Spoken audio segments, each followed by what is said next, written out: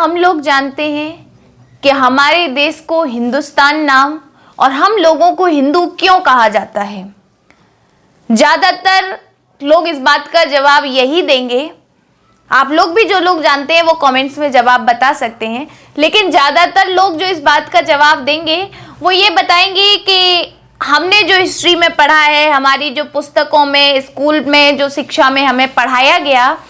कि जो सिंधु घाटी सभ्यता जब हमारे देश में आई तो वहाँ की जो सिंधु घाटी सभ्यता के जो लोग थे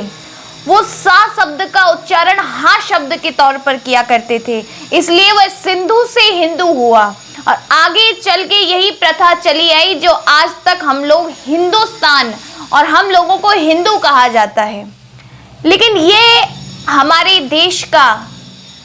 हम लोगों का सबसे बड़ा दुर्भाग्य मैं कहूंगी कि हम लोगों ने अपने शास्त्र पढ़ना जरूरी नहीं समझा,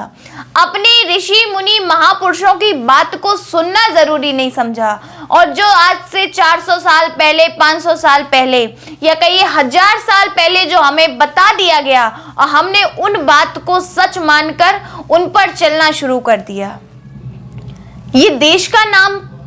आप यहां तक कहिए कि नासा ने तो खोज आज की कि पृथ्वी से सूरज कितनी दूर है, लेकिन गोस्वामी श्री तुलसीदास जी महाराज ने ये बात हनुमान चालीसा में बहुत पहले बता दी थी कि युग सहस्त्र योजन पर भानु। तो ये हमारा दुर्भाग्य है, ये हमारी कमी है कि हमने अपने धर्म ग्रंथों को पढ़ा नहीं। अगर हम पढ़ने के अधिकारी नहीं है तो हमने कभी उनको सुना नहीं, और अगर सुना भी है तो देखिए ये सबसे बड़ी हमारी जो कमी कहाँ आती है कि हम हर बात में तर्क लगाते हैं कि ऐसा नहीं है, ऐसा है तो क्यों है, नहीं है तो क्यों नहीं है। लेकिन सच अगर देखा जाए तो इसके ठीक विपरीत है। जो हमारे देश में जो शिक्षा प्रणाली ऐसी चली आ रही है कि जो शास्त्र की जो शास्त्र सम्मत बातें हैं जो भारत के युवाओं तक पहुंचनी चाहिए, जो 4th, 5th, 6th, 7th, 8th class के बच्चों को पता होना चाहिए, वह बातें तो उनसे छुपा दी जाती हैं। क्योंकि अकबर और औरंगजेब का इतिहास तो हम सब पढ़ाया जाता है, लेकिन क्या आपने कभी किसी किताब में झांसी की रानी का इतिहास पढ़ा? क्या आपने कभी किसी किताब में महाराणा सांगा का, वीर शिवाजी का, पृथ्वीराज चौहान का इतिहास पढ़ा? नहीं पढ़ाया जा रहा है। धीरे धीरे हम लोगों की मानसिकता पर इतना गहरा प्रहार किया जा रहा है कि जो वो लोग चाह रहे हैं हम लोग उसी बात को मानते जा रहे हैं, उसी पर अमल करते जा रहे हैं। लेकिन देखिए ये बात सच नहीं है। आपसे आज मैं बताना चाहती हूँ, और आप लोग भी जो इस वीडियो के माध्यम से मेरी बात सुन पा रहे हैं या देख पा रहे हैं, जरा गौर कीजिएगा इस बात पर कि हमारे देश का नाम हिंदुस्तान जो हमें किताबों में बताया गया वो तो अभी की बात है मैं कहूँगी, क्योंकि हमारे ऋषि मुनियों ने यह बात बहुत पहले, कई युग पहले ही इस बात को लिख दिया था। और इसका प्रमाण बृहस्पति आगम में साफ लिखा हुआ है कि हिमालयम सभारभ्य यावत इंदु सरोवरम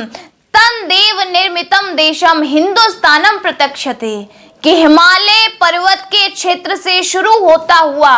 एक भारत महासागर जिसे इंदु सरोवर कहा गया, ऐसा स्वयं देव के हाथों से जो निर्मित एक देश है उसका नाम हिंदुस्तान है, जहां भगवान समय समय पर सामाजिक समन्वय की भावना के लिए अवतार लेकर इस धरती पर आएंगे। तो ये नाम आज से नहीं है, यह नाम तो हमारे ऋषियों ने बहुत पहले, कई वर्ष, कई सदियां पहले ही हमारे पूर्वज इस बात को लिखकर चले गए। बस कमी कहाँ आ रही है कि हम अपने शास्त्रों को पढ़ नहीं पा रहे हैं, हम उनको समझ नहीं पा रहे हैं। तो मैं आज भारत के युवाओं से यही कहना चाहती हूँ, यही बताना चाहती हूँ कि अपने मन में जिज्ञासा उत्पन्न कीजिए कि आपको देखिए, चाहे आप कितना भी विज्ञान पढ़ें, कितनी भी कॉन्वेंट स्कूल में पढ़ लीजिए, कितना भी अच्छा इतिहास ये लोग आपको पढ़ा दें, लेकिन अगर आपके मन में कोई प्रश्न है किसी भी बात को लेकर, तो एक बार आप अपने किसी भी धर्म ग्रंथ को उठाइए और उसको पढ़कर देखिए। भगवान की ऐसी कृपा है और ऋषियों का ऐसा आशीर्वाद है कि आपको आपके प्रश्न का उत्तर उस ग्रंथ में तुरंत मिल जाएगा। बस जरूरत है हमें उसे समझने की। हमारे मन में यह इच्छा होनी चाहिए, कि हमारे मन में यह विश्वास होना चाहिए कि जो ये खोज आज विज्ञान कर रहा है और आज के लोग जो हमें बताना चाहते हैं, यह बात हमारे इतिहास में, हमारे धर्म ग्रंथों में बहुत पहले वर्णन कर दिया गया है। बस हमें इसकी जानकारी नहीं है। तो अपने मन में इच्छा जागृत करें, शास्त्रों और धर्म ग्रंथों के प्रति आस्था बनाएं, भगवान पर विश्वास करें, सभी का आदर करें। राधे राधे।